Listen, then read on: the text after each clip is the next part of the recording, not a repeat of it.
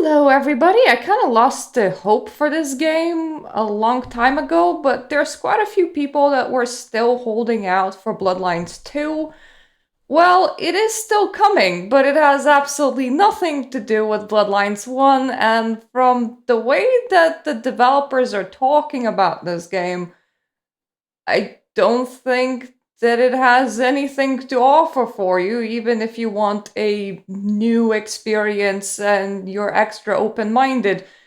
Quite simply, from my experience, when developers throw hands and start talking like they themselves are entirely demotivated, there isn't really much for the consumer to actually pay money for.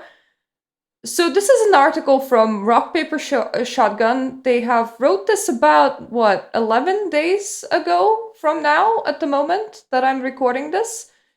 But I don't really keep up with gaming news, so things just kind of slip past me because I'm kind of a little bit of a snail. So I was only aware of this yesterday when I was scrolling through my wish list on Steam, found Bloodlines 2, and I was like, let me just check up what they have been up to. And of course, this is not part of the Steam news. This is part of everything that people are talking about in the Steam forums instead, because of course they're not gonna post this article that actually is coming from official developers as like the news section, because all of their pre-orders would probably go through the window. Mind you, currently you can't really pre-order the game, but some people still kept the pre-orders that they had. If you're one of those people, maybe return it. So let me just read the whole article for you, section by section, and we're gonna talk about it. Bloodlines 2 is more spiritual successor than a sequel to a completely good game by 2004 standards, says Paradox. The Chinese Room's version isn't an open sim, cautions Paradox deputy CEO. We're gonna get to this part when they talk about it a bit more in depth. And this is one of the reasons why I'm very, very, very worried about what the hell are they even putting out. But okay, let's get to there. Vampire the Masquerade Bloodlines 2 won't be an open sim like the 2004 original game, according to Paradox Interactive. Now in development at the Chinese Room, it's an action RPG with a relatively linear story set in the World of Darkness universe. This obviously plays to the Chinese Room's strengths. They're better known for melancholy or horrifying strolls through broken spaces than the dishonorable massaging of intricate systems. But it also reflects Paradox's view that the original Bloodlines has been mythologized a bit. People love the memory of it more than the reality, and there are aspects of the 2004 game, according to Paradox Deputy Chief Executive Officer Matthias Lilia, that simply wouldn't fly today. Let's just take and analyze the first paragraph and why alarm bells are already ringing. They comment on Bloodlines 1 a lot more down the road, but so Bloodlines 1 was a relatively closed RPG. It had very specific levels to it. It had Santa Monica, downtown, Hollywood, and Chinatown. In those levels, each level had approximately 2 streets. 2 modeled streets. Not every door opened. If I counted every building in Santa Monica that's enterable, that would be the nightclub, the diner.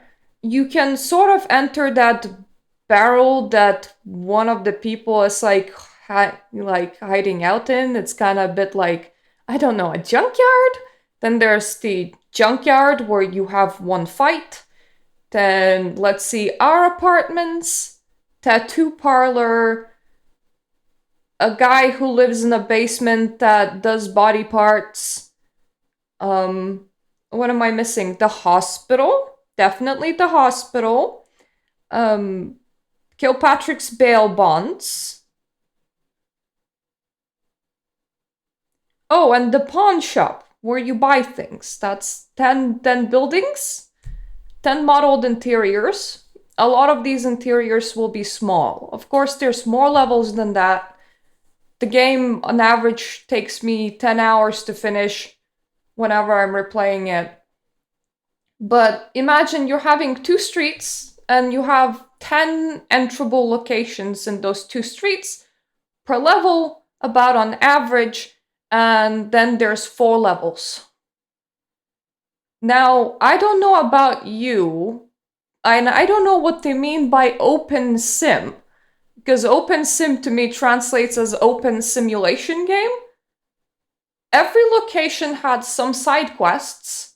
The game followed a linear story and had 5 endings, 2 of which you just avoid one of the 2 possible boss fights.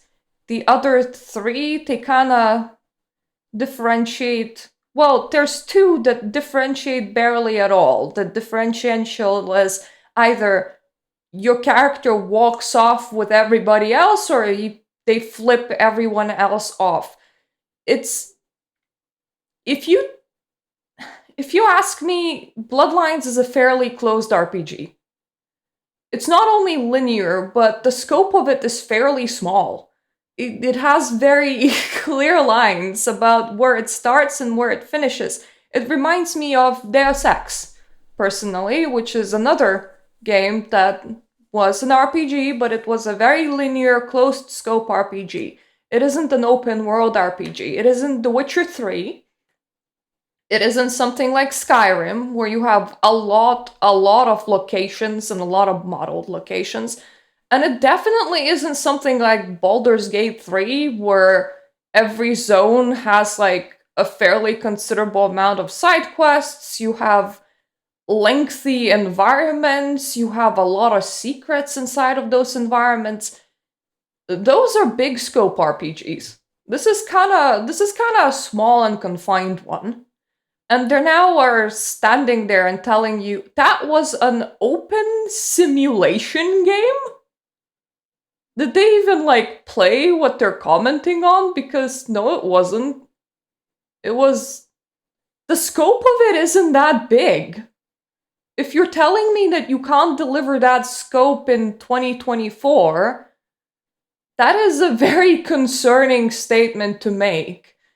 Especially when, once again, other games on that list, they are between the ages of 2004 and 2024. Like, Baldur's Gate 3 recently came out. The Witcher 3, I think, is what, 10 years old, maybe? Maybe a bit younger? But my point is, there has been quite a few releases that are actually, like, big RPG releases. Bloodlines 1 wasn't one of those. Hell, we can even look at RPGs going back and we would find Morrowind. Morrowind in scope is bigger and takes longer to beat for an average player. Like, that's easily 90 hours of gameplay with a lot more build diversity too. So when you're saying open simulation game, are you okay? Are you telling me that you can't produce anything outside of a walking simulator that is entirely linear? Because that's what it's sounding like. Because now you're looking at a fairly small closed RPG that was delivered 20 years ago and telling me that that is more scope than you're capable of doing now. Like, you can't actually make a 10-hour long game. Like, that's too much for you. Once again, whoever gave this interview, it was Paradox deputy CEO, apparently. They have very little trust in this product, and they're obviously really demotivated, which just doesn't bode well for whatever kind of product you're gonna receive. But let's continue reading. All this comes from my interview with Lilia at Paradox Media Day, an official working title, Please Stop Poking Us, last week. To recap my previous article about Life by You, Paradox has spent much of the past 2 years pushing back release dates, cancelling things, publishing other things in a less than satisfactory state, and closing or parting ways with developers. A regular conga line of mishaps that have contributed to 90% drop in operating profit for the second quarter of 2024. Bloodlines 2 in particular has long traveled under a cloud of bats. It was announced in 2019 with Hardsuit Labs at the wheel and the original game's lead writer Brian Mitsoda as narrative director. "This is the sequel you have been waiting for," he said at the time. "It is going to be Bloodlines as you remember it, but better." Alice Bees, RPS in Peace, thought the preview build she saw in 2019 looked ace, offering a familiar morass of factions and approaches, but slandered in high-end visuals with spruced up combat. "I liked what I saw of it myself at the company's PDXCon Expo. But then came delays, Mitsoda's abrupt firing, a change of studio in 2021 that led to layoffs and more delays. So how confident are Paradox that Bloodlines 2 will stick the landing at this point? The answer, more or less, is quietly, but it won't be the same but better sequel Elder Nosferatus are hankering for. With Hardsuit Labs, we agreed on a vision of what they're gonna make, and they had a problem delivering on that," Lilia told me. "We were in agreement, we moved the development to the Chinese room, and we said, this is the vision and this is what Hardsuit Labs have made. And of course, we gave them quite a lot of freedom to interpret the vision based on what Hardsuit Labs had made, or change or remove whatever they didn't like. We have a high trust in the Chinese room, given what they have done," he went on. "We announced again a delay in the first half of next year. I would stand by that. I'm pretty confident that that's gonna work. I've seen the game now. The Chinese room is really invested in it. They're taking a lot of initiatives. They like some things that Hardsuit did, they're changing some other things, and they're making their own game. That's still the vision that we had. So it's going to be an action RPG in the world of darkness. If you've seen Still Wakes the Deep, they know how to do story-driven action games with good voice acting. All of that, which is basically what we're looking for in this game. I hope and feel that we will be able to deliver a game that puts you in the world of darkness." Those gifted with preternatural vision may detect a careful qualification here. Not a sequel to Bloodlines, but a game that puts you in the world of darkness. And indeed, Lilia downplayed associations with the original game when I asked whether Bloodlines 2 would still be some sort of immersive sim, piggybacking on a comment made at The Gamer in 2023. He also suggested that Bloodlines hasn't aged all that well, and that taking inspiration from it too zealously could be counterproductive. "It's about setting the right expectations," he said. "The first Bloodlines game, it is what it is, and people who have played it recently will see that it's a game from 2004 that is now patched so that it works. But there's a lot of ideas about what the game was that are more, not to offend anyone, mythical. Now, this man is acting like we have no ability to replay video games and that I have not literally been playing Bloodlines on my channel right now. Bloodlines 1 is fairly well known. People know what it is. People also know that it released to fairly bad reception, that it was broken, it was a mess, that it is, as I said, it's a small scoped RPG compared to what came before it. Even, it's not that big. But you're saying that you can't deliver it by calling it an open sim? Huh? And then, of course, the fact that Bloodlines 2 is a game that puts you in the world of darkness and not directly a sequel to Bloodlines 1. Excuse me, what? You do realize that Vampire the Masquerade Swan Song exists, right? Like, that Vampire the Masquerade is the signifier of World of Darkness, and that you can attach any kind of word that comes directly after, and that if you're not making a direct sequel to Bloodlines 1 in any way, shape, or form, then, honey, just change the word to something else. What kind of word suits your game? Because obviously whatever you're creating has nothing to do with the previous one. Hence why, rest in peace, Bloodlines 2. You're not Bloodlines 2, you're something else. And apparently you can't even make a closed scope RPG, so whatever you are is probably pretty sad. And then, of course, there's those comments of, you're mythologizing about what Bloodlines 1 was, as if players literally haven't been playing it last year or this year, as if it has disappeared off the internet and we have literally no traces of it for the past 20 years. Like, excuse me. You are aware that people that would be following and buying into Bloodlines 2 know very well what Bloodlines 1 was, right? Because, when you make a sequel, they're connected, and the audience that you're selling is the people that would like to buy a sequel. Am I not making sense? Is this like too hard to understand? Did the word sequel disappear? What's wrong with your thought process is what I would like to ask right now. I like the first game as well a lot, but we want to clarify what this game is, so people have clear understanding of what they're buying, so they don't come in with weird expectations, because we don't want that. We want them to understand that this is an action RPG with storyline that is more fixed.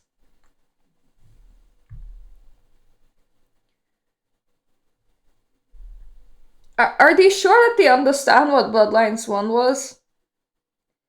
Yeah, it had 5 endings, but practically all 5 of those are decided right at the end, when you make a choice with the cab driver. You can't skip levels. There's no real, level diversity. There are sort of exploits, such as, waiting or jumping through a roof in one place that allows you for the game to register as if you did a quest that you actually haven't done. But outside of those few exploits, there wasn't a diversity in the main storyline. You do know that, right? You have played your 10-hour-long game that this is a sequel to. Or am I once again talking some sort of alien speak to you? Because what? You do know that there wasn't multiple factions with multiple ways of progressing through the storyline, that there wasn't huge branches, that there was one fixed storyline, right? You do know that. What it is that you took out exactly that makes this 2004 closed scope RPG suddenly become into an open sim? Did you delete your own side quests? Is there no variation at all? Because, when you're telling me that the 2004 game was an open sim, when it was a fairly closed scope RPG, I am just imagining what kind of shit stain you're developing right now. Because if that's big for you, then what is reasonable? Again, we want people to understand what they're getting into. I suggest you actually post this as Steam News, this whole article, and make statements like, yes, this is entirely unrelated to Bloodlines 1. Bloodlines 1, in comparison to this game, will feel like an open simulation game with far more choices than what we're giving you now. If you want to be open, like you're apparently being open on this article, go and do it! Oh wait, that might actually cost you sales. I'm sympathetic to the idea that older games tend to disappear beneath a cloud of nostalgic make-believe. We're seeing it right now with certain chunderhead reactions to Blooper's Silent Hill 2 remake. Bloopers. That's... I don't know why. Reading's hard. I'm not wearing my glasses right now, which is probably a mistake, but aesthetics! So, which aspects of the original Bloodlines does Lilia think people are mythologizing? Sadly, he didn't go into much detail. I actually played Bloodlines 1 quite recently, and it is a good game, but it is also an old game, and there are many things that would not fly today, Lilia said. But I understand why people were super psyched by it in 2004, because it had a lot of cool elements, and the feeling of being a vampire is really strong regardless of other features. But I think people, they remembered their feelings about it, and if they replayed it, then they would see that it is a completely good game by 2004 standards, now that it's patched. But mainly we want to clarify that we're making a spiritual successor, not an actual same blueprint type of game. So people don't get disappointed and feel cheated, Lilia went on. We really don't want that. Well, I'm pretty sure that you are gonna make a lot of people feel disappointed and cheated. I am also very curious about which parts of Bloodlines 1 exactly won't fly today. Is it overly caricature ads like friggin' chicken? Or like the senator congressman that's having a campaign plastered everywhere over downtown where he has like a lot of puppies around him to like, sell himself as a good person. Bloodlines had a lot of like very, I can't even say dark humor, but they had like sharp humor. Where once again, the congressman is selling himself as loving puppies. Like, why wouldn't you vote for me? I love puppies. If you don't vote for me, you obviously don't love puppies. But it wasn't the kind of humor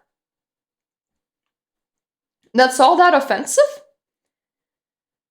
So how clean have you scrubbed whatever you're making? Is it entirely humorless? Are all jokes offensive now? What exactly is it that from Bloodlines 1 wouldn't fly in 2024? Is it the hookers on the streets? I'm pretty sure that I've seen pictures from Bloodlines 2 where there are sex workers on the streets, so it's probably not the hookers on the streets, and that is like the most offensive element that I can think of.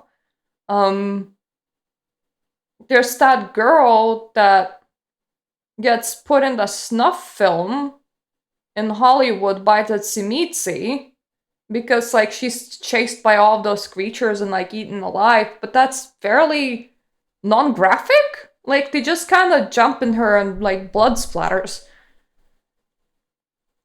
I mean, Germany is very against blood, so you would need to censor that for Germany. But what exactly wouldn't fly today? Because that is another point of concern. Like it's not like you're taking a game that was like purposely extra offensive. There are games like that. But this, like, what? Is it the intro cutscene?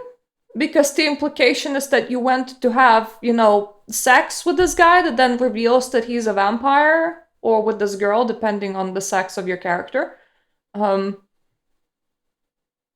Is that it? Because that's also non-graphic. You just get, shots of the ground setting the scene that like you're in a motel and you're like having screams and then you're dragged before a prince. What wouldn't fly today? I need to know, please. If Paradox have learned anything from the past few years of delays and cancellations, it's that making or publishing games outside of their traditional grand strategy dominations is a risky business. During our chat, Lilia spoke at length about the need to refocus and make smaller bets on projects in the future. With regard to Bloodlines 2, we shouldn't expect another action RPG from Paradox in the near future, though Paradox do expect the game to at least break even. We do expect it to recover its investment, Lilia said, somewhat to my surprise. But also saying that it has changed studios, been in production in a long time, my expectation is we will release a good game, he added. However, that the continuation of this type of games for Paradox should probably be done in a different setup. Again, going back to taking risks, how to invest when we're not sure about that we exactly know what we're doing. Fingers crossed that Bloodlines 2 most recent delay is the final delay, and that it doesn't immediately turn to dust on arrival. I'm disappointed it won't be frothing cauldron of vampire variables we were promised in 2019, but the Chinese room do fine work. If nothing else, Bloodlines 2 should have atmosphere and sense of place in spades. So, I'm not entirely sure that I agree with the author. I know that they're writing for like a publication, therefore they have to be nice. And honestly, if I had like a front-facing face towards these developers, I would also try to be nice. But as a fan, my hope is that it never releases now. Like, instead of doing another delay, why don't you just cancel it? You canceled so many projects. Just take a tax write-off. Because what you're making is obviously not Bloodlines. You're unwilling to rename it. You just called a closed scope 10-hour RPG from 2004 an immersive sim. An open sim, what they called. Open? Where's the open? Where's the simulation exactly? And then you told me that the game from 2004 that was fairly closed in scope and had some humor that was not all that edgy or not all that dark wouldn't fly in 2024. So now I'm doubly not sure what you're making. It's obviously not Bloodlines. It's obviously smaller than what was possible 20 years ago, and it's gonna be humorless? Is that what you're trying to sell me? Then what's the point? Just scrap it. You obviously just want to make up your own investment back. And that's it. Like, there's no plan for, like, we're making this grand game. It's gonna, like, super succeed. It's like, we're gonna break even. And then we're not making RPGs anymore in the near future. Because obviously we don't know what we're doing. You're the developer, or rather, like, you're the parent company that hired a developer to make you a game. If this is the attitude that you're carrying, well, what are the consumers supposed to think about this? I am, like, so confused. I never had somebody so anti-sell a game to me. And I was angry yesterday when I read it. By today, it's kind of like, whatever, because there's always gonna be other games, but come on. By this point, you know what? Just sell the franchise to somebody else. Just maybe sell the tabletop back to the tabletop company that was managing tabletops, and they can lease game-making rights to other companies, because you even said so yourself, that you don't want to make anything of a bigger scope anymore with it, so what is the future of World of Darkness in here exactly? Visual novels. Choose your own adventure books. Because that's sad. That is really sad. That is such an underutilization of a franchise, of a game world. If that's what you're gonna do with it, just sell it. You need money, don't you? You closed majority of your projects and told us that you don't know what you're doing. Just cancel this one, take the tax write-off, sell it to someone else. That's probably the best of outcome that can happen in here. Don't know who you're gonna sell it to, but it definitely shouldn't be in your hands. Because what the fuck? So, suffice it to say, if you still have, like, some sort of hope or belief in this video, you know what? At least refund it if you still have the pre-purchase. And just, if it's good and the reviews come out, buy it when it's released, but, like, don't actually expect a sequel. And don't really expect it to be good, considering that the owner of the franchise just made an article that sounds so demotivating. Like, they themselves don't believe in this product.